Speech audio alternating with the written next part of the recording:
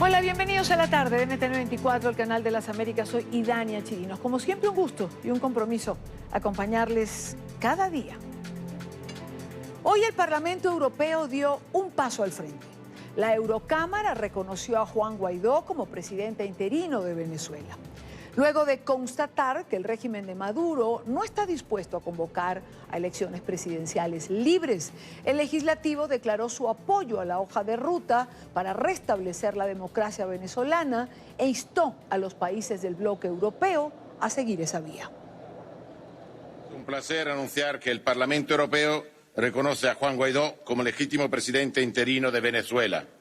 El Parlamento Europeo es la primera institución europea en hacerlo y pedimos a los Estados miembros y a la alta representante que hagan lo mismo cuanto antes a fin de tener una posición única y fuerte. En paralelo, la Unión Europea acordó hoy liderar un grupo de contacto internacional con naciones latinoamericanas para ayudar a resolver la crisis política de Venezuela mediante la búsqueda de nuevas elecciones. La jefa de la política exterior del bloque, Federica Mogherini, dijo que los gobiernos, incluidos Gran Bretaña, Francia, Alemania, España e Italia, tomarían parte de un grupo de contacto conjuntamente con Bolivia, Ecuador y otros países por 90 días para coordinar políticas para tratar de acercar a la oposición venezolana y a Maduro, evitar la represión y acordar nuevas elecciones. El objetivo del Grupo Internacional de Contacto es claro, como dije, es permitir que los venezolanos se expresen libre y democráticamente a través de nuevas elecciones. Esto está en blanco y negro sobre papel y está claro. Entonces no se trata de mediar, no se trata de crear formas de diálogo. Hemos visto procesos en el pasado que han sido utilizados solo para comprar tiempo. El objetivo del ejercicio es acompañar al país de una manera pacífica y democrática hacia elecciones libres, pacíficas y democráticas. Mientras esto ocurría en Bruselas, en Bélgica, horas más tarde, y después de agradecer al Parlamento Europeo, Juan Guaidó presentaba en Caracas, en la Universidad Central de Venezuela, el Plan País para recuperar el aparato productivo de la nación. Dijo que no se trata de un proyecto personalista, sino la hoja de ruta para recuperar la confianza en el país y darle a los ciudadanos los servicios básicos para vivir. Cuando hablan de que esto es un problema de izquierda o derecha en Venezuela. No, esto es un problema de humanidad en Venezuela. No tiene que ver con tendencias ideológicas. Tiene que ver con libertad, con valores fundamentales para atender a nuestra gente, para tener justicia social realmente en Venezuela. Así que, ante ese cerco que el Estado quiso plantear, ¿cuál es nuestro objetivo? Empoderar al ciudadano, generar un Estado al servicio de cada venezolano. Al término de este evento, el presidente interino anunció que el FAES, la Fuerza Especial adscrita a la Policía Nacional Bolivariana, estaba en su casa en Caracas, donde se encontraba su hija de 20 meses. Dijo en el momento que iría a su residencia y preguntaría qué estaban buscando. Señores del FAE, aquí estoy con mi esposa.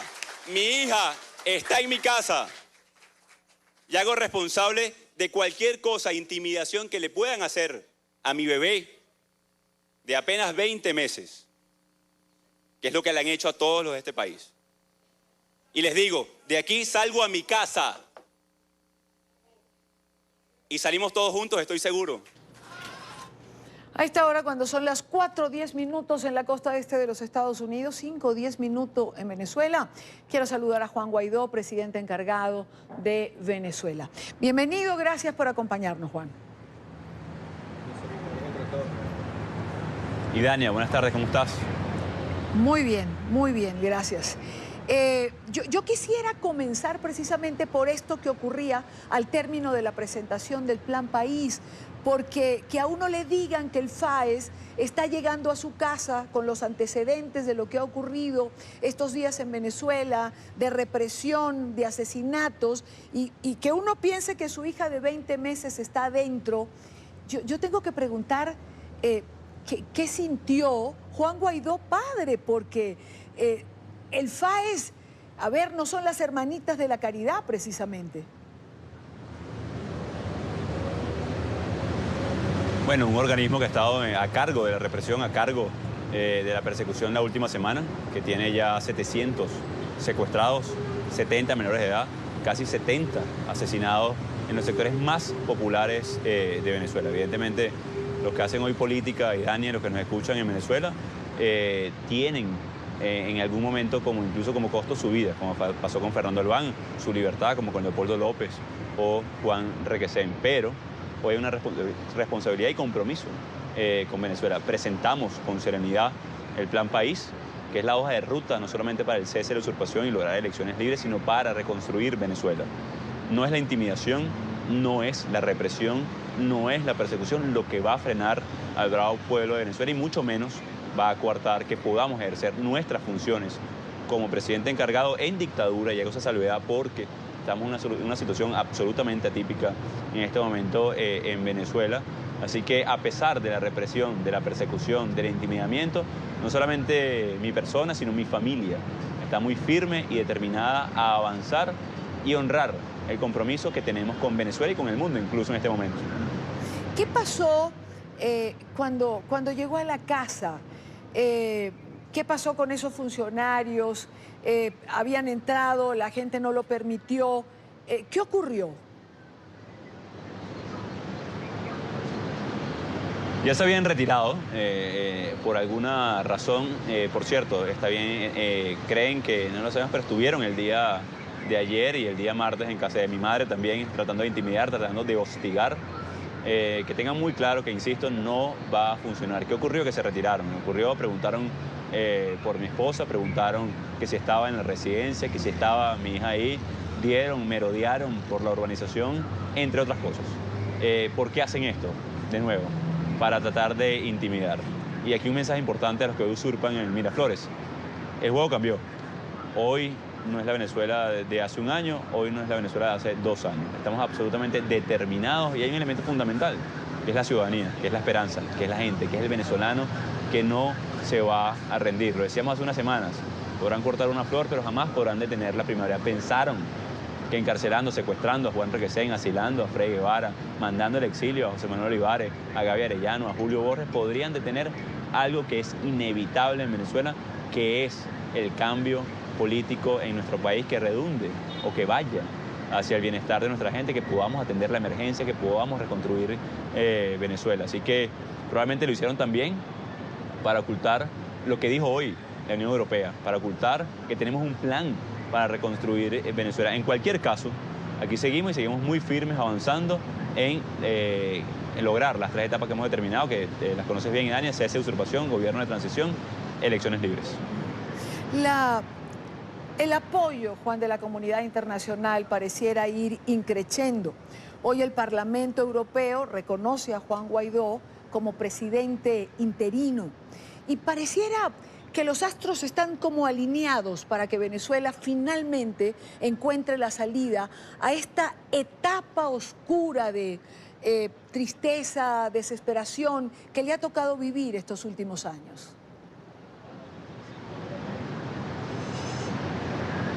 Sí, ha sido esa alineación, creo que ha sido una construcción, de construir mayoría, de fundar partidos políticos, de votar y ganar mayoría y beligerancia a nivel mundial para que escucharan las denuncias que hayamos hecho durante años en Venezuela, de un movimiento estudiantil que surgió hace muchos años ya, que exigía libertad de expresión, derechos civiles, de haber no votado incluso también, y que llamara al mundo usurpador, dictador, a Nicolás Maduro Moros, de haber protestado, de haber vuelto a protestar, de haber hecho huelgas de hambre, de haber construido un plan país que presentamos hoy, que tuvo la colaboración de mucha gente.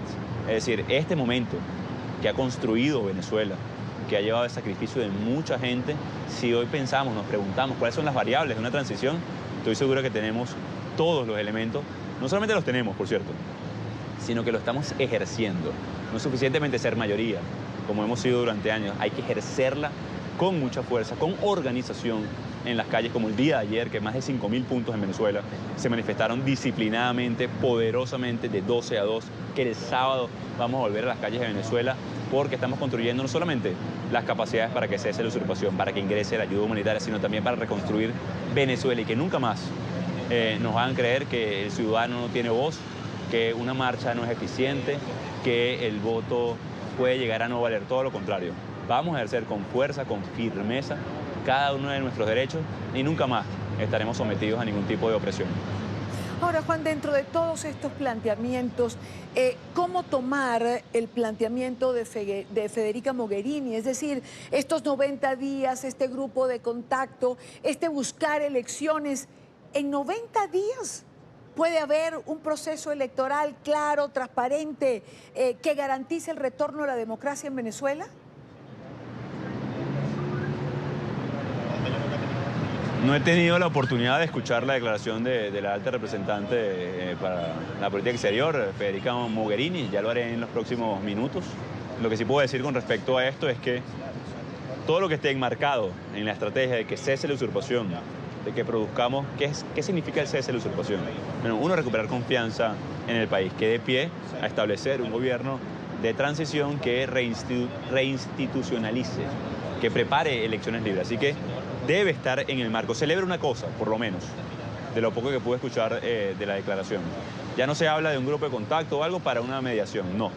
Ya creo que superamos esa etapa en Venezuela, superamos hace mucho y entendimos que cuando habla de negociación Maduro habla de un falso diálogo, de ganar tiempo a la dictadura. Lo que tenemos muy claro hoy, que cualquier mecanismo, cualquier elemento debe llevar a el cese de la usurpación para tener una elección libre. Es un avance por lo menos en la discusión ahora. Sí. El plazo que pone la Unión Europea ya lo discutiremos. Claro, claro, y además es muy clara en decir que no se trata de una mediación, tampoco de un diálogo, es un grupo de contacto, un grupo de trabajo, pero fijar estos 90 días es lo que ha hecho ruido. Pero mediación plantea, por ejemplo, Uruguay y México, y para eso se reúnen la próxima semana. Y yo creo que aquí hay que ser claros, ¿no? Y me gustaría entender perfectamente cuál es el planteamiento. ¿Hay posibilidad alguna de un tipo de diálogo con un régimen que lo que ha hecho es ganar tiempo cada vez que esto se plantea?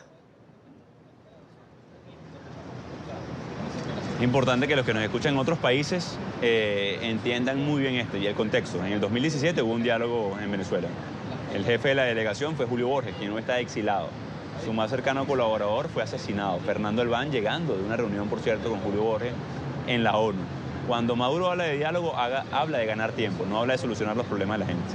Cuando el usurpador habla de negociación, habla de burlarse del pueblo de Venezuela. Han tergiversado la palabra. El espacio natural de diálogo de cualquier país es el Parlamento y ellos lo abandonaron. Afortunadamente ya hay muchos que están regresando a ese espacio, como el diputado Toco Contreras, como la diputada Kelly Perfecto, por ejemplo, que vienen del chavismo y hoy están como tienen que estar todos del lado de la Constitución. ¿Por qué digo esto?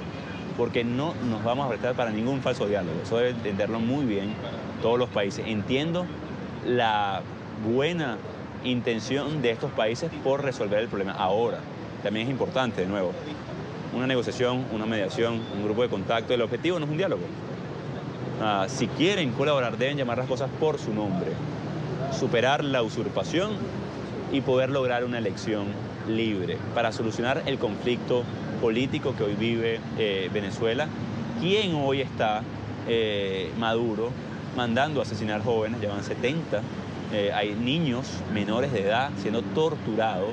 Entonces, cuando escucho hablar de Vietnam, es una ilusión de unas personas que están absolutamente solas, están absolutamente aisladas de la realidad de Venezuela, la cual no tiene ninguna posibilidad en este país.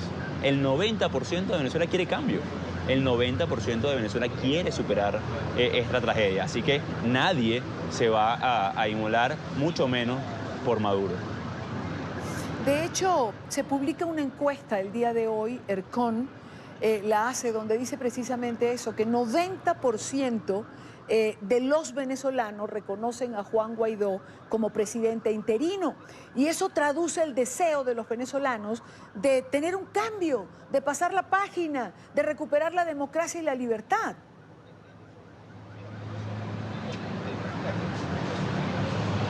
Sin duda, sin duda. Esa película que ha querido hacer vender a Maduro, a la comunidad internacional, que hace falta una negociación y que el imperio, eso todo es absolutamente falso. Uno, hay que eliminar la retórica. El principal cliente de Venezuela sigue siendo Estados Unidos. Durante 20 años lo fue.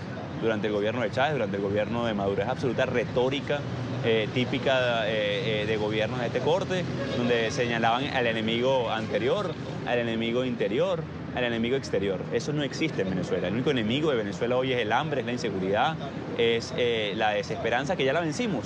Así que muy pronto también superaremos esta dictadura y esta usurpación que nos mantiene incluso al margen de la comunidad internacional. Ahora, para Juan Guaidó, ¿en qué etapa de este proceso se está en este momento?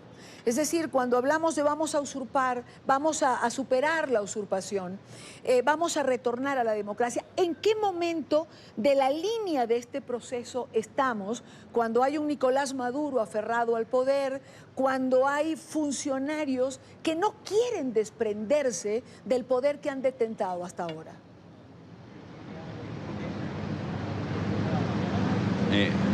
En algún momento llegamos a pensar que era un proceso lineal, pero estamos, la verdad, construyendo cosas en paralelo.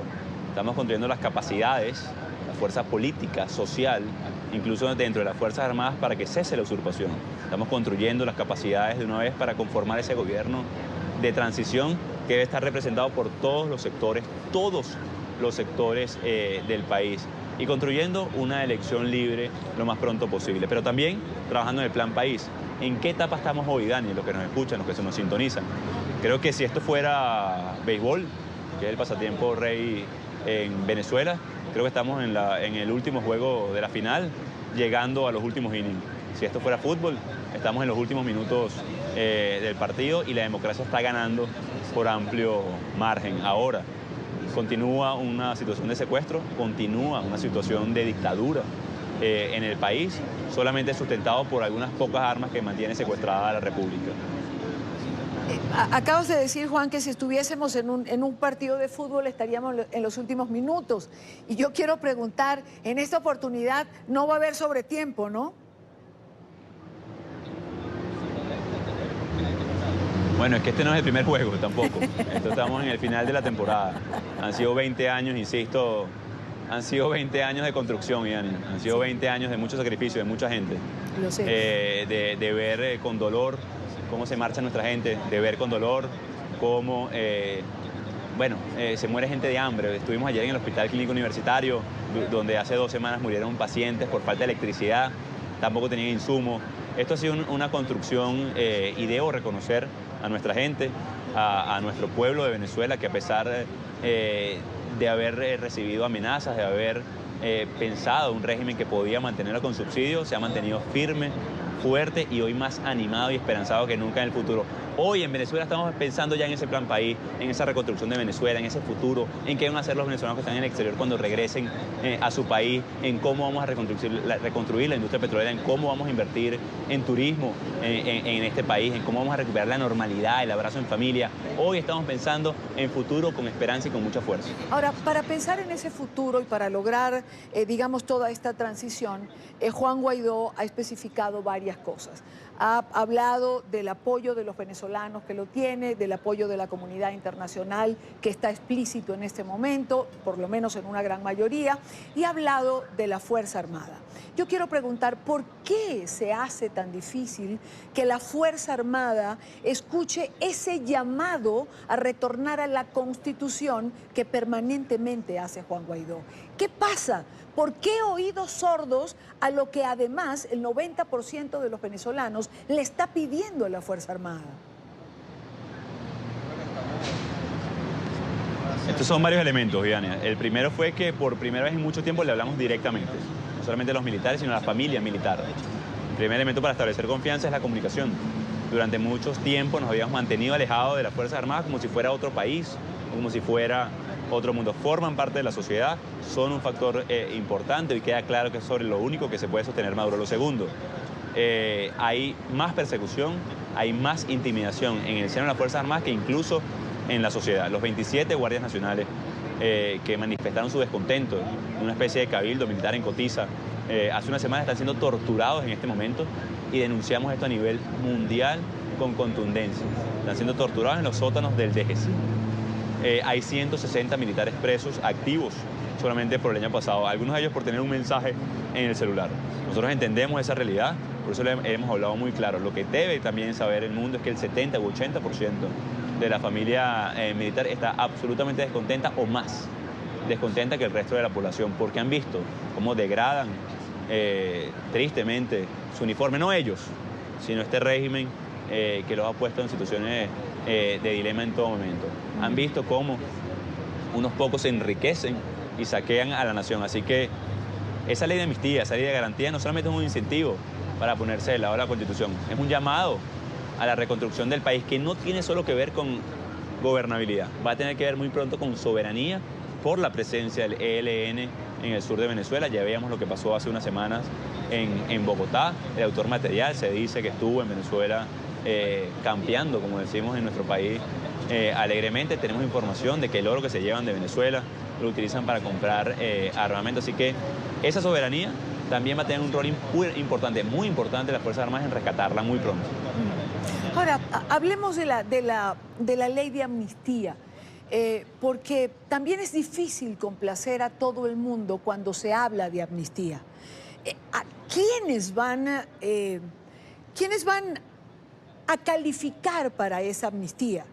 ¿Qué pasa con los delitos de lesa humanidad? Yo le pregunto a Juan Guaidó, por ejemplo, si Maduro se hace a un lado y decide dejar que el proceso de democratización continúe en Venezuela, ¿es amnistiable Nicolás Maduro?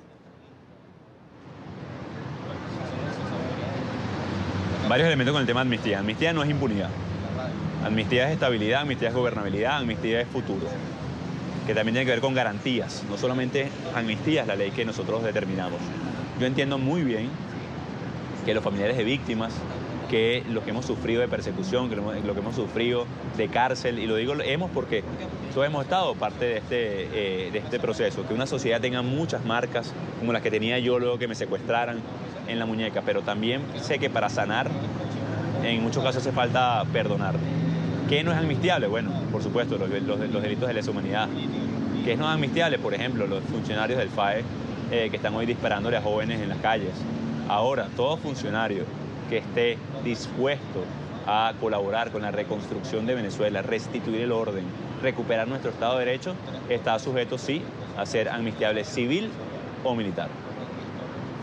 Y en cuanto al ELN, que lo acabas de mencionar,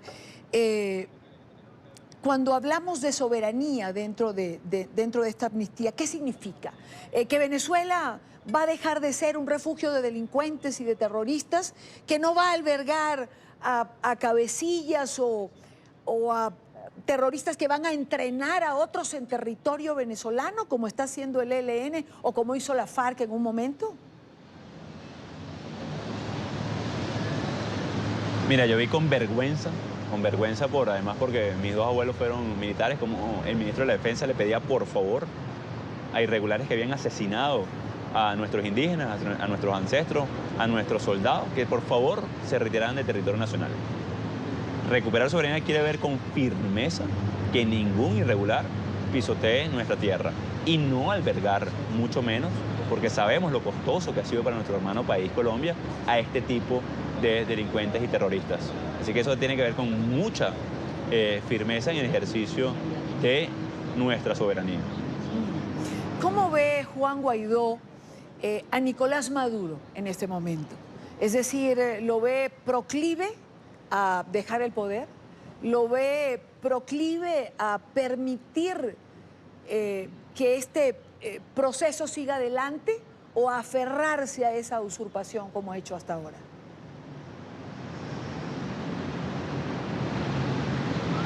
Maduro es un dictador, no se va a despertar alegremente mañana teniendo una epifanía, sabiendo que se robó una elección en el 2018, que contrajo el PIB de Venezuela en 53 puntos en 5 años, que hay 2 millones% de inflación. Yo veo a Nicolás Maduro como lo vieron el 23 de enero, que mientras en 53 ciudades del país miles de millones de personas salieron a las calles en toda Venezuela, veíamos a una pequeña cúpula encerrada, casi a puerta cerrada, en un meeting que parecía uno de los cabildos, o cualquier cabildo que hayamos visto en Venezuela durante el último mes. Así está, aislado de la realidad del venezolano, desconoce la crisis, desconoce la migración, no sabe que no llega agua a ninguna casa hoy de Venezuela, o que llega una vez al mes, una vez a la semana.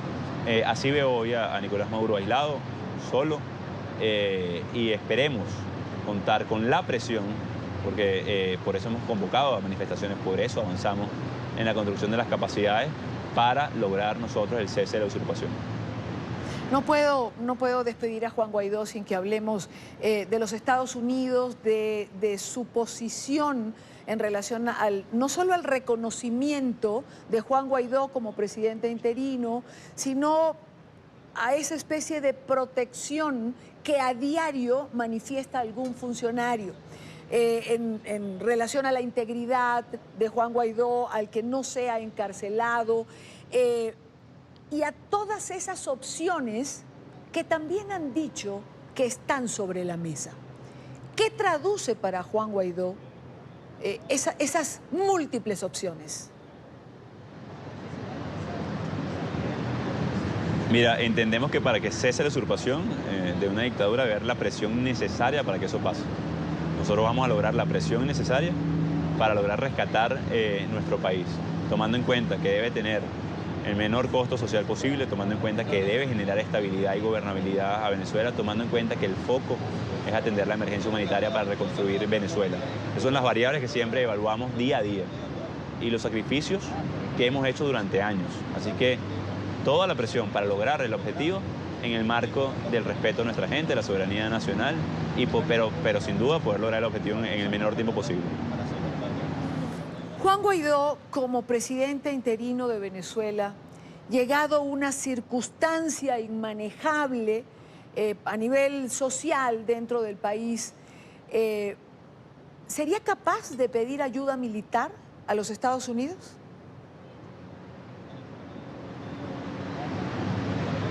Nosotros nunca vamos a abandonar a nuestra gente, nosotros vamos a trabajar muy duro para lograr el cese de la usurpación y Dani. Y como te lo decía, evaluando las variables, el menor tiempo posible para poder salvar la mayor cantidad de vidas, el menor costo social, lo que genere gobernabilidad y estabilidad al país. Evidentemente son muchas variables, pero que tienen que ver con el futuro de nuestro país. Así que estamos hablando de todas las opciones en ese marco. Todas las opciones en ese marco y, discúlpeme la insistencia, pero todas las opciones en ese marco incluyen también el solicitar este tipo de apoyo o ayuda. Y Dania, creo que lo respondí, pero de nuevo, ahí puse ya las variables sobre la mesa, que estamos constantemente analizando: celeridad, atención humanitaria, estabilidad, gobernabilidad, menor costo social, atención a nuestra gente, que cese la usurpación, lograr el gobierno de transición y las elecciones libres, y todo está sobre la mesa. Juan, quiero agradecer muchísimo a Juan Guaidó, el presidente interino de Venezuela en este momento, por su tiempo para NTN 24, por estar aquí. ¿Hasta dónde está dispuesto a llegar Juan Guaidó para devolver esa libertad y esa democracia a Venezuela?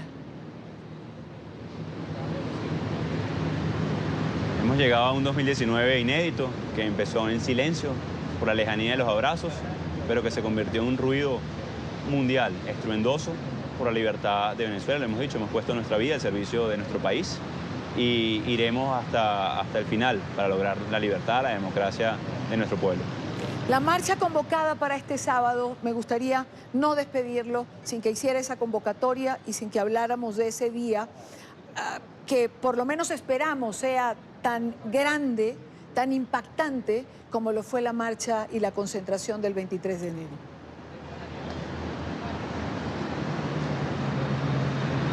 Nos vemos el sábado en toda Venezuela, en todas las ciudades del mundo, para iniciar el proceso del ingreso de la ayuda humanitaria, para respaldar el ultimátum que diera la Unión Europea, que ya lo vamos a adaptar en los próximos días. Vamos a llevar también unas solicitudes a muchos países del mundo con el tema de la ayuda humanitaria, con el tema de la colaboración necesaria en este momento en Venezuela, que entienden el proceso que está viviendo Venezuela. En algunos sitios se quiso hacer ver que esto era de izquierda o de derecha, hablaron algunos incluso de autoproclamación. Creo que ya eso se está claramente explicando en el mundo, pero Lo importante es mantenernos activos y movilizados porque ante una dictadura ese es el factor, uno de los factores más importantes, que es la organización y movilización de nuestra gente. Verán el sábado entonces en todo el mundo de nuevo a venezolanos gritando por libertad. Gracias a Juan Guaidó, presidente interino de Venezuela. Gracias, Juan, de verdad, por haber estado con nosotros este tiempo en NTN 24. Gracias. Bueno, Chao, Ivane, gracias. A ti por estar con nosotros. Juan Guaidó, presidente interino, presidente encargado de Venezuela. Creo que hemos tocado todas las dudas y todas las preguntas que hay en este momento sobre la mesa en relación a política internacional, en relación al apoyo de Estados Unidos, en relación a esa transición de la que se habla en Venezuela, donde el papel de la Fuerza Armada juega un rol evidentemente importante, pero pareciera que no escuchan aún lo suficiente los llamados de Juan Guaidó. A quienes ya nos estaban preguntando, o quienes llegaron tarde y no vieron la entrevista desde el comienzo, en nuestras redes sociales, al mismo tiempo que hemos estado haciendo la entrevista, han estado tuiteando, por supuesto, en nuestra página web y en nuestro canal de YouTube, que no solamente tiene la señal en vivo, como se los digo siempre, sino que tienen todas nuestras entrevistas y usted puede verlas en el momento que usted quiera. Juan Guaidó, presidente encargado en Venezuela. Con esto hago la primera pausa en la tarde. Recuerden seguir también nuestras cuentas en Twitter, siempre con información en tiempo real. Y al regreso, sigue la emergencia en los Estados Unidos con la ola de frío que está azotando a la mitad de la Unión Americana. 12 muertos por bajas temperaturas. Ya regresamos. Continuamos con más en la tarde de hoy cuando son las 4:44 minutos hora costa este de los Estados Unidos. Frío mortal, al menos 12 fallecidos deja hasta el momento el vórtice polar que azota el centro oeste de los Estados Unidos. La mayoría de las víctimas mortales se han registrado por accidentes de tráfico. En ciudades como Chicago, la sensación térmica alcanza los 50 grados bajo cero. La policía alertó a la ciudadanía sobre el riesgo al conducir en autopistas cubiertas de hielo. Las fuertes corrientes de viento no dan tregua a su paso por el medio oeste de los Estados Unidos. El vórtice polar ha paralizado por completo ciudades como Chicago, Detroit o Minneapolis, en donde se ha registrado una sensación térmica de 50 grados bajo cero. El clima es frío, es como una tormenta de nieve. El viento es insoportable, no se detiene y no puedes ver absolutamente nada. Se trata de una ola de frío extremo que supera las gélidas temperaturas de lugares como Alaska. La causa es una masa de aire ártico que se desprendió del vórtice polar que habitualmente rodea el Polo Norte, provocando la emergencia. Autoridades médicas advirtieron sobre los síntomas de quienes se expongan al amenazante clima. Los primeros signos de congelación son dolor, pueden ser entumecimiento, hormigueo. Ese tipo de cosas son señales de advertencia de que deberías refugiarte. Los vientos helados afectan al 75% del país. Desde el sábado se han registrado muertos en estados como Michigan, Iowa, Indiana, Illinois, Wisconsin y Minnesota. En un video difundido a través de redes sociales se aprecia a un hombre que lanza una olla de agua caliente al viento. En cuestión de segundos se aprecia cómo el líquido se transforma en nieve. Expertos del Servicio Meteorológico Nacional informaron que las temperaturas bajo cero continuarán en los próximos días. Además, señalaron que la prioridad será mantener segura a la población de mayor riesgo. Decenas de refugios han sido habilitados para las personas que no tienen hogar, mientras que miles de personas permanecen en sus hogares hasta que termine la emergencia climática que azota a gran parte del territorio. En los Estados Unidos se cumplen 6 días de la reapertura temporal de la administración federal. Los demócratas en la Cámara de Representantes ofrecieron un plan de seguridad fronteriza que busca evitar otro cierre del gobierno. El nuevo proyecto de financiación, sin embargo, no incluye fondos para el muro, por lo que no contaría con el apoyo del Partido Republicano. Carolina Valladares, en Washington, tiene información. ¿Qué tal? Buenas tardes. Desde los Estados Unidos sigue corriendo el plazo que dio el presidente Donald Trump cuando firmó hace 6 días esa prórroga de los presupuestos federales que permitieron reabrir la administración por un plazo de 3 semanas. Este jueves habló la presidenta de la Cámara Baja, la demócrata Nancy Pelosi. Habló una vez más sobre el muro en la frontera, sobre esos presupuestos que se tienen que aprobar y dijo que no va a permitir que se voten ningunos presupuestos, menos dar luz verde al menos el Partido Demócrata a una financiación que incluya dinero para ese muro que quiere Donald Trump, pero también dijo que no va a permitir que se llegue a ninguna situación de cierre del gobierno federal. Veremos cómo se consigue eso. Por ahora, eso sí, dejó caer, quizás es una pequeña concesión, dijo Pelosi, que se permita destinar dinero para fortalecer la barrera que ya existe a lo largo de cerca de 1.000 kilómetros, pero no es una barrera como la que quiere Donald Trump, sino es una especie de barrera protectora conocida aquí en los Estados Unidos como Norman Defense. Sabemos que el mejor camino es la seguridad fronteriza para fortalecer la seguridad y los equipos de seguridad en la frontera, así que es muy importante, espero, de que cualquier cierre parcial de gobierno no esté en la mesa para tener una conversación con el gobierno, así que sabemos que esto ha tenido un terrible impacto sobre las familias afectadas, cientos de empleados que no han recibido su pago durante un periodo de tiempo.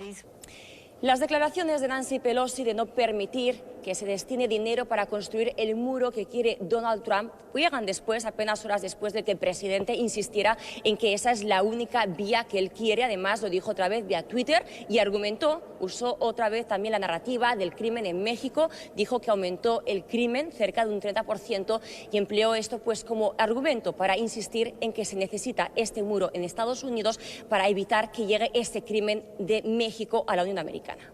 Más tropas enviadas a la frontera sur para detener el intento de invasión de ilegales a través de grandes caravanas a nuestro país. Hemos detenido las caravanas anteriores y también las detendremos. Con un muro sería mucho más fácil y menos costoso. Mientras las posiciones de republicanos y demócratas de Pelosi y Trump siguen más lejos que nunca, la Casa Blanca estaría ya elaborando un plan para que así el presidente de los Estados Unidos, en caso de que no hubiera acuerdo dentro de 2 semanas, pudiera quizás declarar la emergencia nacional y así emplear fondos del Departamento de Defensa para construir su muro en la frontera con México. Este es el reporte desde Washington, Carolina Valladares para NTN 24. Gracias, Carolina, gracias por la información. Son las 4:49 minutos, hora costa este en los Estados Unidos, hora Bogotá y Lima. Sorpresa causó en Colombia el aterrizaje de un avión de carga C-17A, Globemaster y un Boeing 737 de Estados Unidos en la tarde de ayer en la base militar de Catá. Sobre todo, el avión ese que tienen en pantalla, que es el C-17, es un avión de carga con capacidad para 102 fuerzas especiales de asalto o 134 soldados en sillas laterales. Es un avión de carga pesada, puede transportar a tanques, puede llegar a transportar un total de 77 toneladas. Y esto ocasionó que en algún momento se originara una polémica, por supuesto, por la presencia de un avión de este tipo en territorio colombiano. La Fuerza Aérea dijo en su cuenta de Twitter, la Fuerza Aérea Colombiana, que la llegada de los vuelos corresponden a procedimientos de rutina.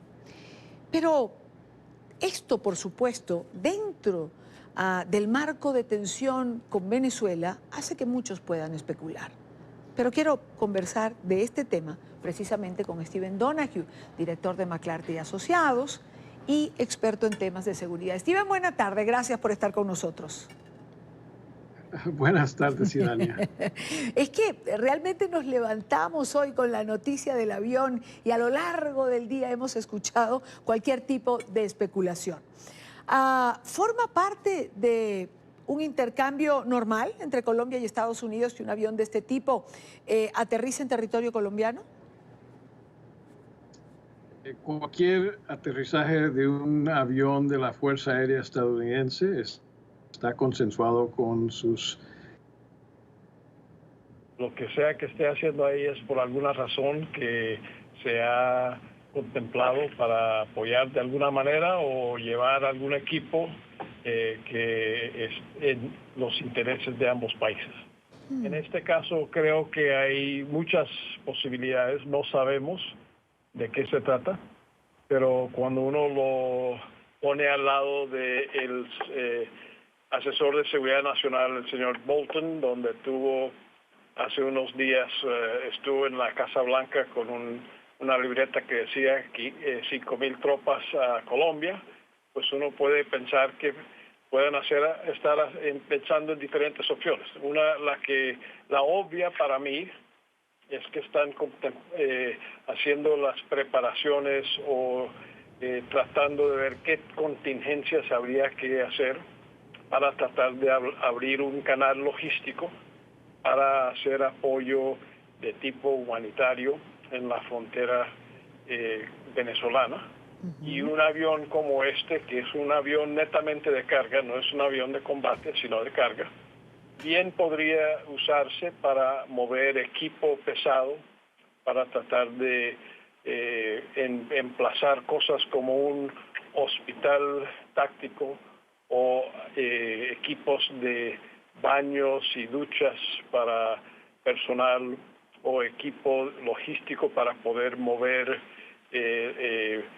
todo tipo de comida o medicinas en la frontera, establecer una base desde el cual se podría mover ayuda humanitaria. Por otro lado, siempre es un avión que puede cargar cualquier cosa y este avión tiene la capacidad, como tú dijiste, de mover un tanque, de los tanques pesados que se usan en guerra, que se usaron en la guerra en Irak, ese tipo de cosas. No creo que está dentro de lo que debemos esperar, pero sí, también este avión puede llevar hasta 3 helicópteros a la vez, 3 helicópteros de combate,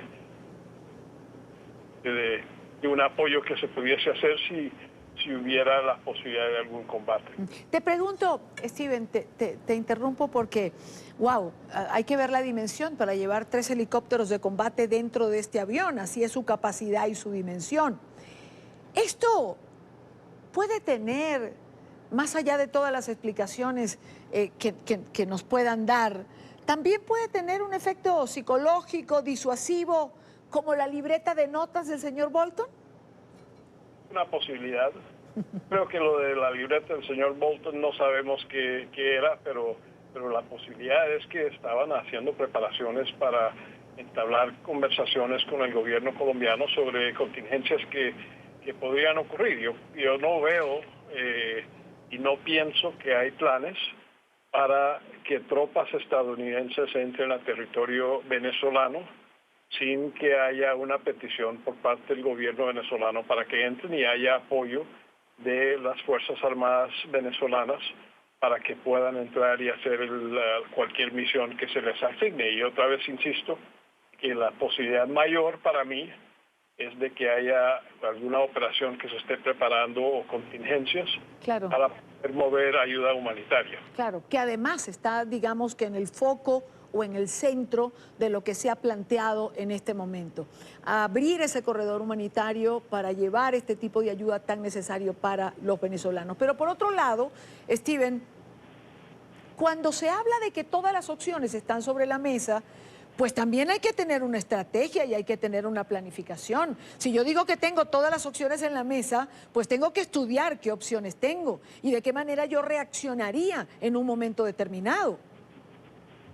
Seguramente el Pentágono está viendo opciones bélicos, pero insisto que desde mi punto de vista, habiendo sido militar por 20 años y habiendo hecho estos tipos de operaciones, no creo que la opción primera o prioritaria que estén contemplando es una opción bélica.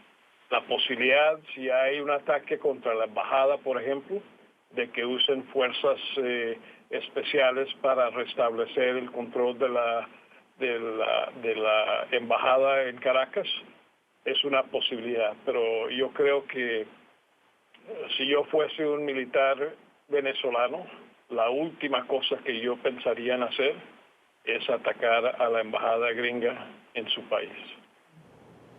Steven, por otra parte, me gustaría un comentario tuyo en relación a la fuerza de tareas del portaaviones USS Abraham Lincoln, que se encuentra en el Atlántico. Son tareas, ejercicios militares, pero son 70 aviones de combate, ¿no?, sobre este portaaviones. Además, hay, tengo también, le acompañan 5 unidades más en este tipo de maniobras. Bueno, cuando una fuerza de tarea de un portaaviones sale en alta mar, sale bien protegido y con otros muchos sistemas de guerra.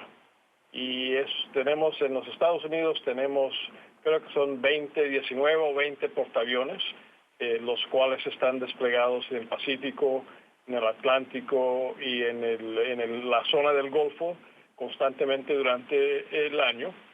Y ellos siempre están preparando contingencias para apoyar. La razón de existir de un portaaviones es poder proveer en cualquier zona la cobertura aérea para tener lo que es un portaaviones, una pista de aviones de todo tipo que pueda desplegarse a cualquier lugar. Y en este caso, estando en el Atlántico, pues obvio con lo que estamos viendo en Venezuela, es razonable pensar que ellos están pensando en contingencias para hacer un control del espacio aéreo sobre Venezuela si hubiese necesidad de hacer alguna operación ahí. Y además tienen todos los sistemas de los 5 buques cruceros que tienen los lanzacohetes para los sistemas balísticos de los misiles de largo alcance que pueden evadir los sistemas antiaéreos. También, como dices, hay más de 70 aviones y helicópteros sobre el Abraham Lincoln, 45 o 48 de ellos, dependiendo de cuáles son los F-18, que tienen capacidad de lanzar como más o menos 6-7 toneladas de bombas o misiles de ser necesario. Y también en el Abraham Lincoln ahora han desplegado con aviones F-35, que son los aviones de caza y combate que evaden los radares, los sistemas de radares, lo que llaman el sistema stealth, que evade el radar normal, no los ve. Entonces tienen la capacidad de hacer un control aéreo, de poder operar contra sistemas de protección antiaérea. Los radares antiaéreos tienen algunos de estos aviones, tienen misiles antirradar, que son los que penetran los sistemas antiaéreos de cualquier país, siendo que Venezuela tiene sistemas modernos rusos que han comprado, pues se supone que estarían armados para poder contrarrestar esa amenaza también.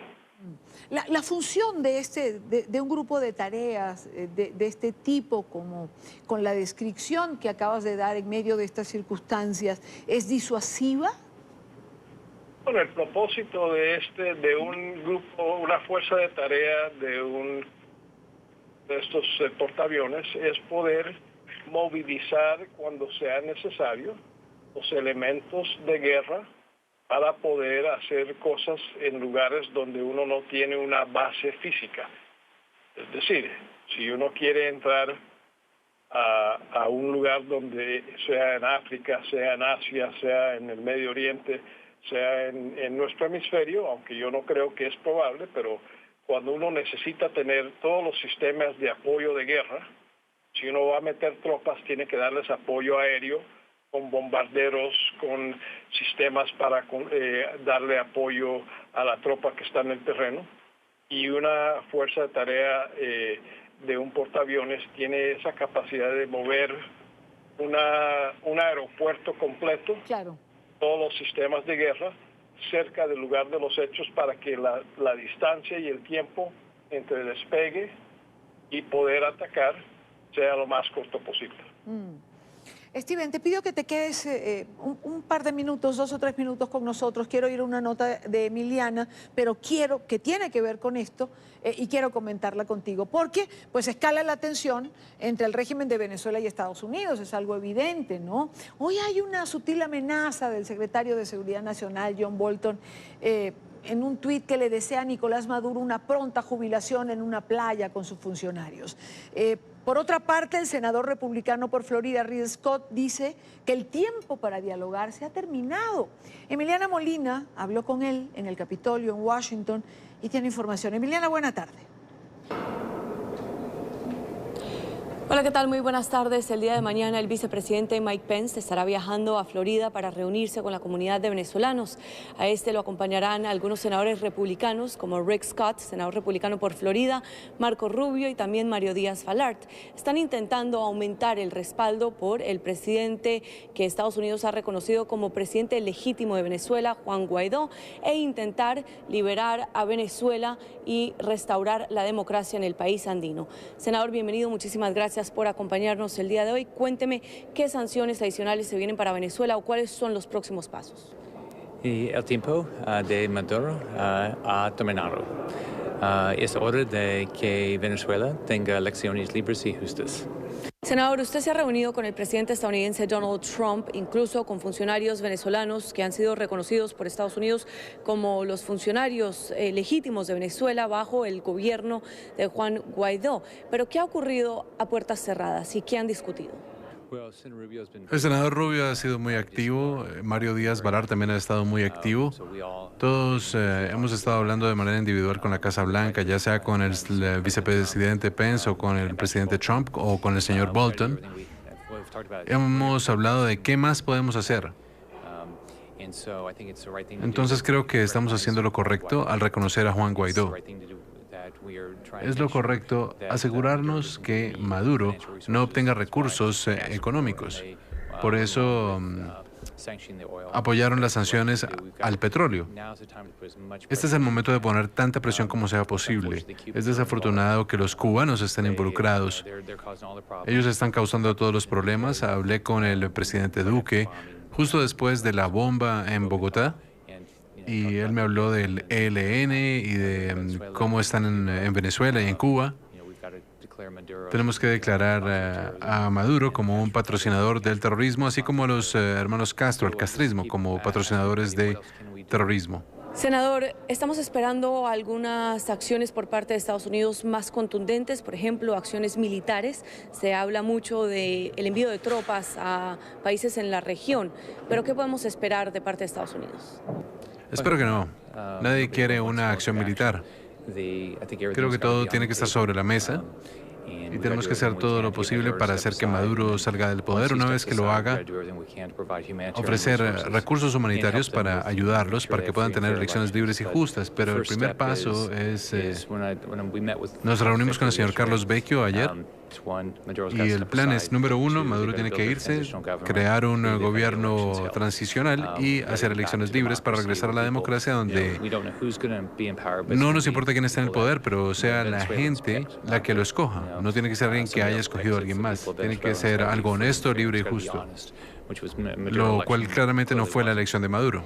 ¿Estados Unidos tiene alguna fecha límite para Venezuela, para que Juan Guaidó asuma el poder en este país andino y para que Maduro se retire de una manera pacífica? Creo que hay que ver cómo avanzan las cosas. Las cosas son muy fluidas por ahora. Tenemos que seguir ayudando a Juan Guaidó y a todos aquellos que creen en la democracia. Espero que los líderes militares comprendan finalmente que sus familias están siendo impactadas y que todo el mundo estaría en una situación mejor con la libertad. Eso sería terrible. ¿Qué ocurrirá y cuáles serán las acciones o las consecuencias por parte de Estados Unidos si a Juan Guaidó el gobierno de Nicolás Maduro decide encarcelarlo? La Casa Blanca ha sido muy abierta y honesta al decir que eso no puede ocurrir. Han sido directas en decir que no pueden dañar a ciudadanos estadounidenses. Quiero asegurarme que los diplomáticos nuestros estén a salvo y que utilicemos todos los recursos necesarios para que nuestros diplomáticos estén a salvo y que Juan Guaidó también. Senador, muchísimas gracias por acompañarnos el día de hoy. Ustedes recuerden que mañana el vicepresidente Mike Pence estará abordando en una mesa redonda la crisis que se vive en el país andino con presos políticos exiliados de Venezuela y discutiendo con senadores y también funcionarios del nuevo gobierno de Juan Guaidó la crisis humanitaria y económica que se vive en el país andino y por qué miles de venezolanos se vieron obligados a huir de su país natal. Esta es toda la información que tenemos desde el Capitolio. Emiliana Molina, regreso al Centro Internacional de Noticias. Gracias, Emiliana. Gracias por la información. Regreso con Steven Donahue. Steven, Tú y yo que hemos hablado a lo largo de tantos años en el gobierno de Obama, ahora con Trump, nos hemos paseado por todos los temas de los Estados Unidos, por sus relaciones con los países del continente. ¿Por qué para Trump ha sido tan importante el tema Venezuela? Y apoyarlo de esta manera que lo está haciendo, que no fue así para Obama, por ejemplo. No estoy seguro, pero me es claro que el presidente Trump quiere mucho a Florida, tiene su casa alternativa en el verano en Mar-a-Lago, ahí en Florida, y él pasa mucho tiempo ahí, tiene muchos amigos en Florida, y además electoralmente Florida es muy importante para cualquier elección nacional en los Estados Unidos, y él tiene una amistad bastante cercana con el senador Rubio, que está enchufado completamente con la política y la situación internacional que relata con Florida. Así que él tiene mucha influencia por la situación de los cubanoamericanos en Florida, y creo que eso es parte de la razón por el cual él se interesa en temas que tienen que ver con Cuba, y todo lo que tiene que ver con Venezuela tiene que ver con Cuba. Pues Steven, gracias como siempre por acompañarme, gracias por compartir estos minutos con nosotros en la tarde de NTN 24. Vamos a la orden, buenas tardes, Idania. Igual para ti, Steven. Gracias de nuevo. 5 y 8 minutos, nos hemos pasado en tiempo en esta parte del programa. Vamos a una pausa y al volver, finalmente fueron liberados los 11 periodistas que fueron detenidos por el régimen de Nicolás Maduro en las últimas 48 horas. Colombianos, españoles, franceses, venezolanos. De esto hablamos al volver. Continuamos con más en la tarde de hoy. Son las 5:15 minutos, costa este de los Estados Unidos. Son las 7:16 minutos. Acaba de cambiar el reloj en Buenos Aires, Argentina. Estas son las imágenes de momento o del momento en que quedan en libertad los periodistas colombianos Leonardo Muñoz y Maurín Barriga, quienes fueron detenidos, recordemos, arbitrariamente por las fuerzas del régimen de Nicolás Maduro. Según las primeras informaciones, los reporteros estaban, o están, mejor dicho, en buenas condiciones físicas y permanecen en Caracas. Maurín Barriga y Leonardo Muñoz hablaron pocos minutos después de recuperar su libertad. Otros dos periodistas franceses y un productor venezolano de nombre Rolando Rodríguez fueron liberados también.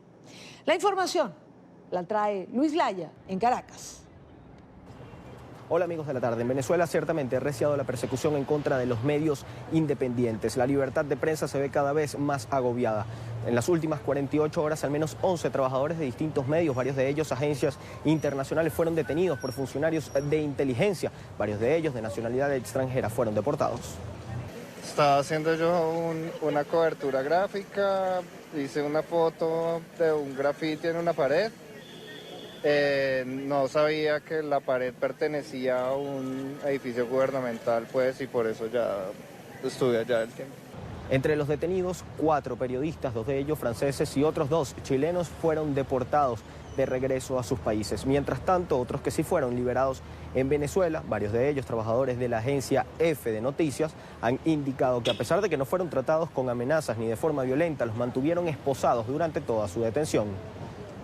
No, las primeras opciones sí era como no sabían si nos iban a deportar o expulsar o qué, pero al final nos dejaron libres.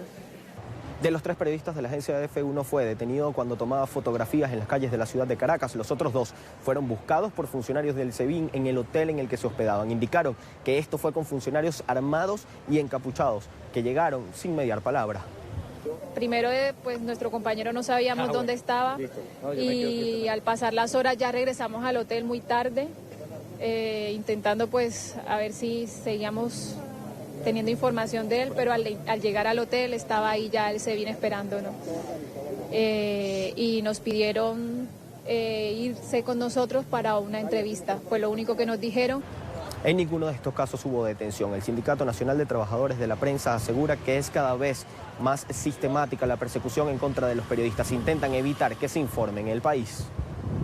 Sí, pareciera que la administración de Nicolás Maduro reconoce como irreversible un proceso político y un proceso al menos de cambio que ha internalizado la gente, y en la medida en que las demandas de cambio han venido aumentando, en esa misma medida también ha venido aumentando entonces la represión en contra de medios, en contra de periodistas, en contra de reporteros, que están al fin de cuentas visibilizando lo que un buen sector del país y un buen sector de la sociedad está reclamando en este momento. Expertos en materia penal aseguran que sin una orden de detención no se debe detener a ninguna persona en el país. Además, indicaron que esto viola de forma flagrante los tratados internacionales y los derechos humanos. Desde Caracas, Venezuela, para la tarde de NTN 24, Luis Alejandro Laya. Gracias, Luis Alejandro. Por su parte, el canciller de Venezuela, Jorge Arreaza, denunció este jueves una presunta operación mediática contra el gobierno de Nicolás Maduro. Argumentó que los comunicadores fueron detenidos, según él, por no cumplir los requisitos mínimos previos que exige la ley de Venezuela para la cobertura periodística. Es inaudito e irresponsable que medios de comunicación envíen periodistas sin cumplir con los requisitos mínimos previos que exige la ley de Venezuela, para luego armar un escándalo mediático al que se suman sus gobiernos, otra faceta de la operación mediática contra el país. En esta parte del programa nos acompaña Emanuel Colombí, director de la Oficina de América Latina de Reporteros Sin Fronteras. Emanuel, buena tarde, gracias por acompañarnos. Buenas tardes, todas y todos. Gracias por recibirme. ¿Cómo calificar lo que ha pasado, lo que está pasando en Venezuela en estas últimas horas con la detención no solo ya de periodistas venezolanos, sino de corresponsales extranjeros? Pues sí, un poco más de 48 horas, 8 periodistas extranjeros que estaban en Venezuela para cobrar la crisis política han sido arrestados por representantes del Estado, ¿no? Y detenidos, interrogados antes de ser liberados, y para varios de ellos llevados hasta el aeropuerto internacional y expulsados puramente del país. Es muy grave, no es primera vez que tenemos este tipo de cosas en Venezuela, pero tuvimos 8 periodistas extranjeros en poco tiempo, lo que es altamente preocupante porque viene efectivamente en un periodo muy tenso, de tensión política, de crisis. Y la administración del presidente Maduro no quiere dejar a la prensa internacional trabajar, y entonces hace este tipo de cosas, lo que perjudica seriamente la libertad de información, que es fundamental en este momento en el país.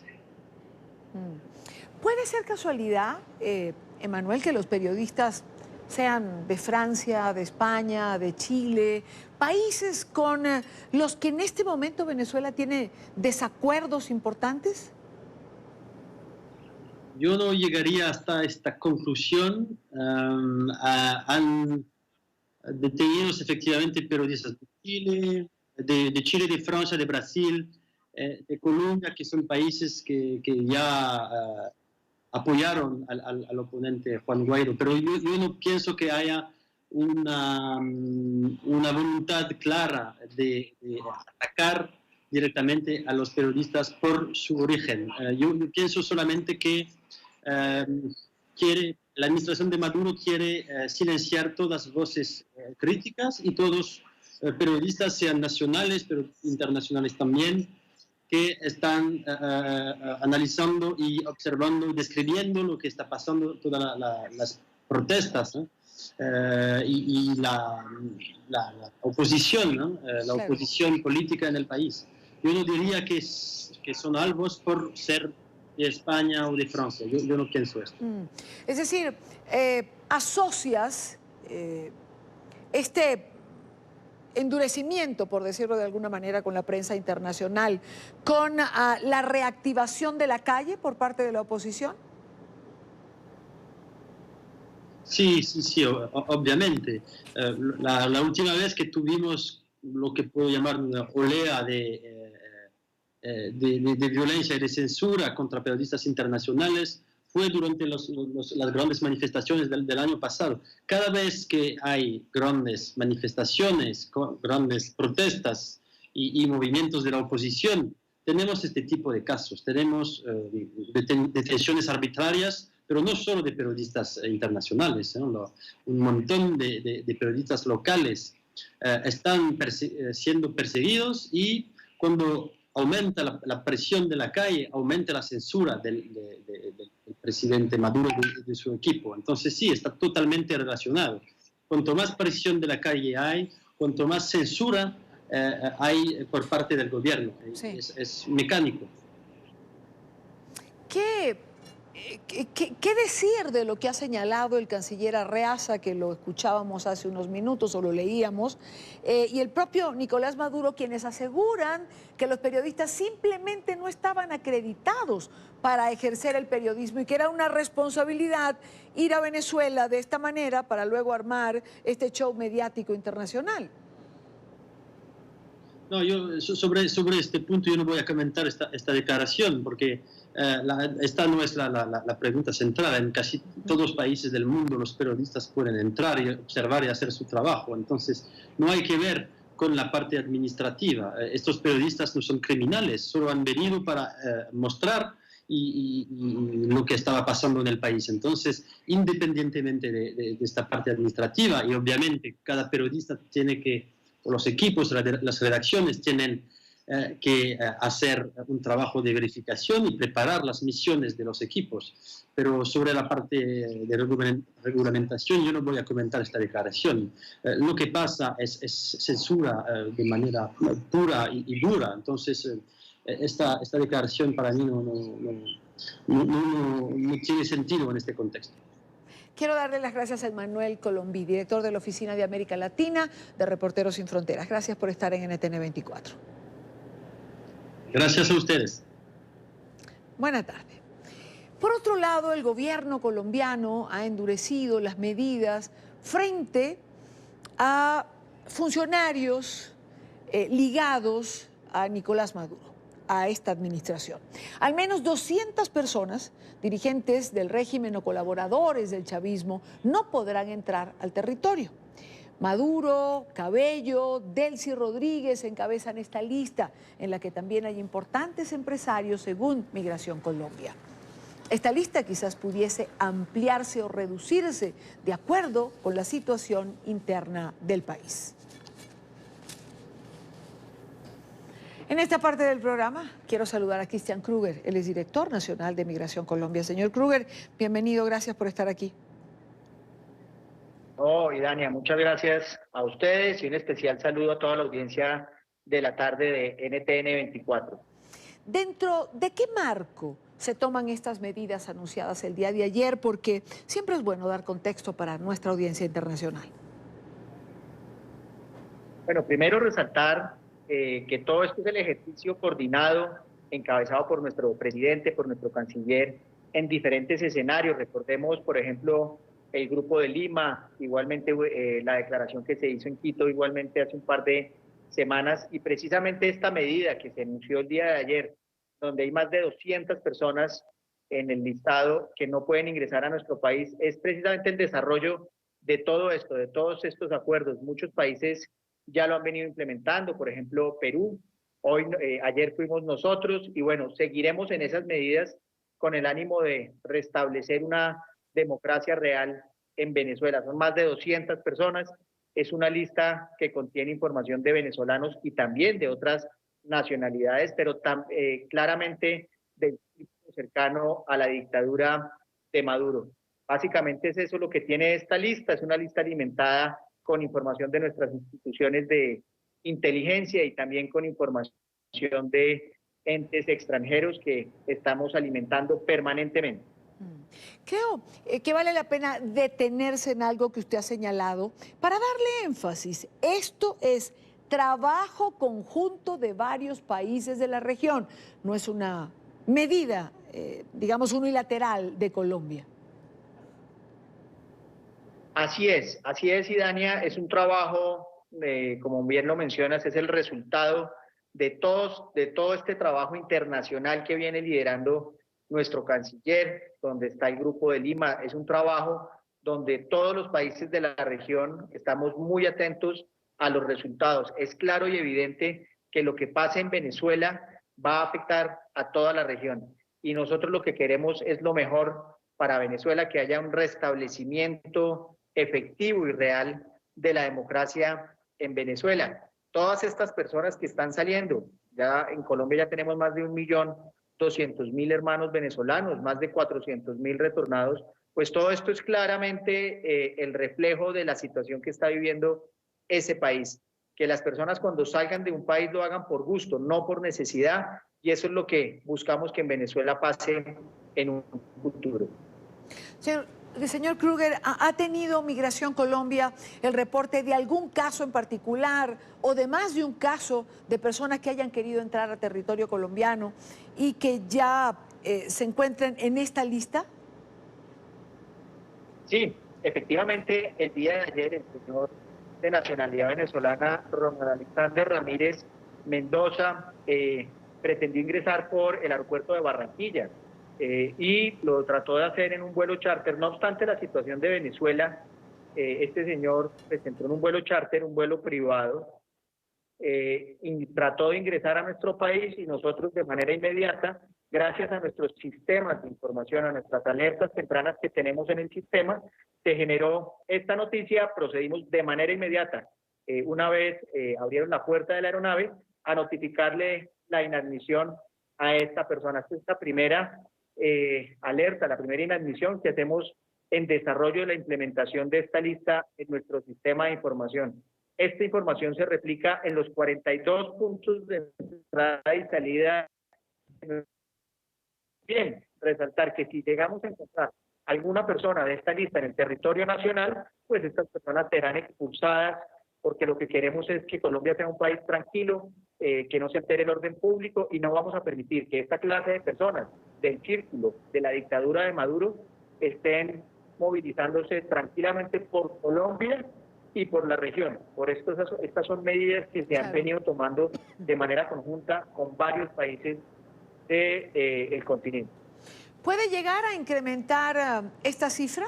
Es decir, son algo más de 200 personas. ¿Puede crecer este número en las próximas semanas o meses?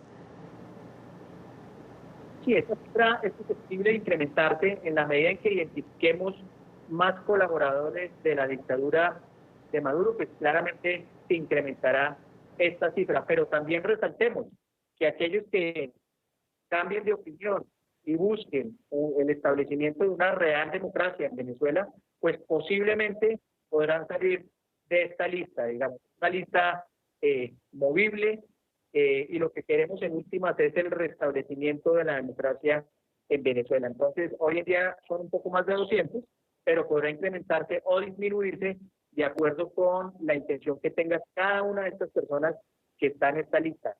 Esta información, desde el punto de vista migratorio, se maneja no en éxito total, sino se maneja caso a caso.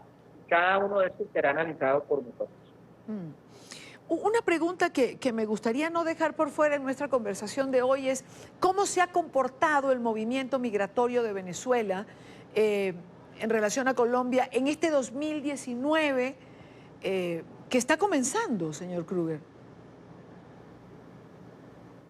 Dania, específicamente desde el 23 de enero se ha presentado una leve disminución en las cifras habituales de esta migración, especialmente en los 7 puntos de frontera que tenemos con Venezuela. Entonces, ¿a qué se debe esta pequeña disminución? Precisamente a la expectativa que tiene el pueblo venezolano de algún cambio en su país. Claramente, el incremento o no de esta migración dependerá muy seguramente de los resultados de todo esto que se está viviendo en Venezuela. Muy seguramente, si las cosas siguen como están, como los años anteriores, la migración seguirá en incremento, las personas que tenían la expectativa de quedarse saldrán, pero muy por el contrario, si hay un cambio en Venezuela, el establecimiento de una real democracia, muy seguramente todos estos hermanos venezolanos que querían salir se van a quedar, y muchos de los que salieron seguramente retornarán a su país. Entonces, estamos en ese momento, estamos a esa expectativa. Como ustedes saben, el gobierno nacional ha venido liderando una serie de actividades buscando el establecimiento de una democracia real en Venezuela. algunas medidas nuevas en relación a migración que se estén pensando, que se estén estudiando. Ustedes saben que la posición del gobierno nacional, de nuestro presidente, de nuestro canciller, es flexibilización migratoria. Toda esta población que está saliendo de Venezuela por necesidad, hemos buscado las formas de acogerlos desde el punto de vista legal, de incorporarlos a la vida productiva de nuestros países. Eso por un lado. También, por otro lado, al que venga a delinquir, al que venga a alterar el orden público, se le aplicarán tanto penales, y en el caso nuestro, administrativas migratorias, para sancionarlos con deportaciones o expulsiones del país. Colombia está preparada, venimos trabajando en un puesto de mando unificado a nivel nacional, compuesto por más de 10 entidades, listos a atender cualquier fenómeno que se pueda presentar frente al incremento de una migración. Estamos preparados, este es un trabajo coordinado, liderado por la Unidad Nacional de Gestión del Riesgo, pero claramente tenemos toda la expectativa y toda la esperanza que las cosas saldrán de la mejor manera, especialmente en beneficio del pueblo venezolano. Quiero agradecer a Cristian Kruger, director nacional de Migración Colombia, por estar estos minutos en la tarde de NTN 24. Gracias por siempre estar atento y dispuesto a compartir con nosotros. No, el gusto es mío y un especial saludo para ti y toda la audiencia de la tarde de NTN 24. Muchas gracias. Gracias, buena tarde. Son las 5:35 minutos, hora costa este en Estados Unidos. Vamos a hacer una pausa y al regreso hablamos del juicio del Chapo Guzmán, que está, digamos, en esta etapa final. Concluyó la presentación de los argumentos de cierre del juicio por narcotráfico contra Joaquín El Chapo Guzmán. Hoy fue el turno para que la defensa del acusado hiciera su última apelación al panel de 12 jurados en cuyas manos estará el futuro de este mexicano de 61 años. El argumento estuvo centrado en desacreditar a los testigos cooperantes presentados por la Fiscalía. Alejandro Rincón tiene el reporte en Nueva York. Alejandro.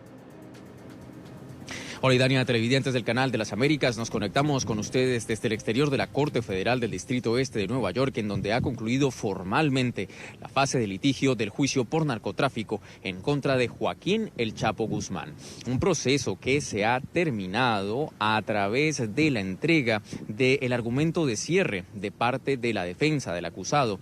El abogado Jeffrey Lichman fue quien lideró esa estrategia en un argumento que tomó todo el transcurso del jueves. Para sintetizar a ustedes la forma como él apeló al panel de 12 jurados, recurro a una frase literal entregada en la corte a la sala del juez Brian Cogan. Abro comillas.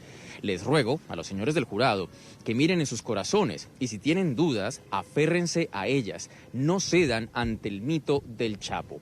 Frase que les plantea a ustedes el argumento central en el que se enfocó el abogado Jeffrey Lichman, plantear dudas sobre los testigos cooperantes, las evidencias y todo el material probatorio entregado por la Fiscalía. Y sobre todo, en esencia, el abogado Jeffrey Lichman fue insistente en señalar al Chapo como parte de una maquinaria del cártel de Sinaloa y no propiamente como el jefe, que es justo el argumento de la Fiscalía. En concepto del abogado Lichman, es Ismael El Mayo Zambada el verdadero líder del cártel, en tanto que el Chapo simplemente es parte de una maquinaria, de acuerdo con ese argumento presentado por los abogados defensores. Pues a raíz de esta estrategia consultamos el concepto de un abogado criminalista, quien nos explica más sobre la forma como se desempeñó hoy la defensa del Chapo. Por su lado, la defensa quiere poner en duda esa evidencia, porque mucha de la evidencia ha venido de los labios de delincuentes que están enfrentando sus propias sentencias largas, que están buscando reducir sus propias sentencias a favor de testimonio en contra del Chapo.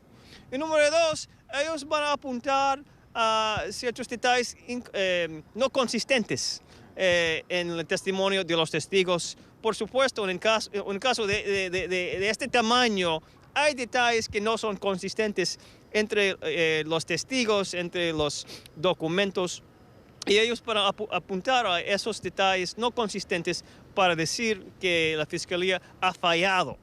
Al concluirse los argumentos de cierre, está prácticamente echada la suerte de este juicio por narcotráfico en contra del Chapo. Recuerden, el más importante que se haya visto en el sistema judicial de los Estados Unidos en décadas. Adicionalmente, ya lo que viene es la entrega de este caso a el panel de 12 jurados, quienes empezarán sus deliberaciones el próximo lunes. Serán ellos quienes tengan la responsabilidad de responder a un cuestionario y llegar a un veredicto unánime en todos y cada uno de los 10 cargos que tiene ahora mismo el gobierno de los Estados Unidos en contra del mexicano de 61 años. Es toda la información que tenemos para ustedes por ahora. Continúen con más en la tarde. Gracias, Alejandro, gracias por la información. De nuevo hacemos una pausa. Recuerden seguir nuestras cuentas en Twitter, se las dejo en pantalla con información en tiempo real y allí leo sus comentarios. Hay Festival, imagina el mundo. Comenzó en Cartagena, Colombia, el High Festival 2019. Una cita en torno a la palabra, también a las ideas. Escritores, intelectuales de distintas partes del mundo se concentran en la ciudad amurallada desde hoy y hasta el próximo domingo. Cobertura especial de NTN 24 con nuestro enviado especial Andrés Gil. Andrés, buena tarde para ti. Buenas tardes, amigos de la tarde de NTN 24. Avanza ya a todo vapor este High Festival 2019, Imagina el Mundo, aquí en Cartagena. Avanza en su programación oficial aquí en la ciudad amurallada, avanza también en High Festival comunitario. Esta mañana, a propósito del comunitario, hubo un conversatorio sobre música en el barrio El Pozón, que es un sector popular de aquí de Cartagena. Avanza Hay Festival Joven y avanza también en la sede alterna, que es Medellín, donde se presentará mañana en el cierre de esa sede en Medellín un saxofonista de Puerto Rico, un saxofonista boricua llamado David Sánchez. Nosotros hablamos con él acerca de su presentación, acerca de su visión, acerca de qué es lo que tiene él para contar y para interpretar a través de su instrumento en Hay Festival.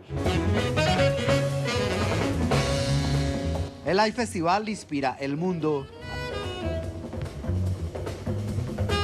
Como se inspira David Sánchez, saxofonista puertorriqueño con gran reconocimiento internacional y quien será el encargado de clausurar este encuentro cultural en Medellín, y lo hará con jazz y una mezcla de ritmos africanos y caribes. El punto del proyecto es como de hecho ir a través, como un recorrido a través de las Américas en todas esas comunidades afrodescendientes y lo que tenemos en común. Con Fama, el Parque Explora y el Museo de Arte Moderno ofrecen en la capital paisa una amplia oferta lúdica de conocimiento, literatura, activismo y música contemporánea. Todo esto va a ser con una sintaxis de jazz. Entonces, yo lo describiré al proyecto como un grupo de música raíz panafricana contemporánea, en el cual se utiliza el jazz como plataforma para expresar todo ese sentimiento y la música en sí. El concierto de clausura será gratuito y se realizará mañana viernes en la plazoleta al aire libre del Museo de Arte Moderno de Medellín. Como todos los años, Hay Festival incluye no solo asuntos de literatura, sino también de periodismo, de actualidad, de ciencia, asuntos de género, asuntos de otra índole que son de cualquier manera del interés del público, tanto del público que está aquí en Cartagena como del público que sigue las conferencias a través de las plataformas digitales de Hay Festival, de la plataforma digital de NTN 24, de Noticias RCN. Y hay también en este momento un espacio especial para Fernando Gaitán, el gran creativo, libretista de RCN Televisión, quien murió esta semana y que está siendo sujeto de un homenaje a su memoria aquí en Hay Festival. Hablamos con Cristina Fuentes, ella es la directora para Colombia de Hay Festival y así recuerda a Fernando en sus intervenciones acá. Bueno, lo tuvimos muchísimos años, Fernando Gaitán disfrutaba muchísimo del festival, proponía ideas, organizó grandes eventos en la plaza ¿te acuerdas? Con actores, sobre palabras, sobre música. Fernando Gaitán era una persona muy entusiasta, incluso nos acompañó en el Hay Festival en Segovia, en España, o sea que las noticias de su fallecimiento han sido muy dolorosas, ese fallecimiento tan repentino, y tenemos muchísimos recuerdos y le debemos muchísimo al Hay Festival a Fernando Gaitán. Nuestro homenaje también y nuestro recuerdo para Fernando Gaitán, quien esta semana partió y nos dejó. Es sin duda del interés del público la presentación de esta noche por parte del merenguero Wilfrido Vargas, el dominicano Wilfrido Vargas, quien cantará en el Centro de Convenciones de Cartagena y mañana participará en un conversatorio aquí en el iFestival 2019. ¿Usted quiere ver cómo le va a Wilfrido en su concierto de esta noche? Por supuesto, sigan la sintonía de NTN 24 y Noticias RCN en esta cobertura especial que estamos haciendo en iFestival 2019, Imagina el Mundo. Sigan ustedes en la tarde. Muy buenas tardes. Gracias Andrés, gracias por la información y por supuesto atentos todos. Con eso llegamos al final de la tarde de hoy. Recuerden seguir nuestras cuentas en Twitter, se las dejo en pantalla. También mi cuenta, allí están, la tienen las cuentas en Twitter de NTN, mi cuenta @idaniachirinos y también mi cuenta en Instagram. La ponemos en pantalla. Les espero mañana como siempre a la misma hora para compartir, debatir, analizar la agenda informativa del día. Muy buena tarde, tengan todos.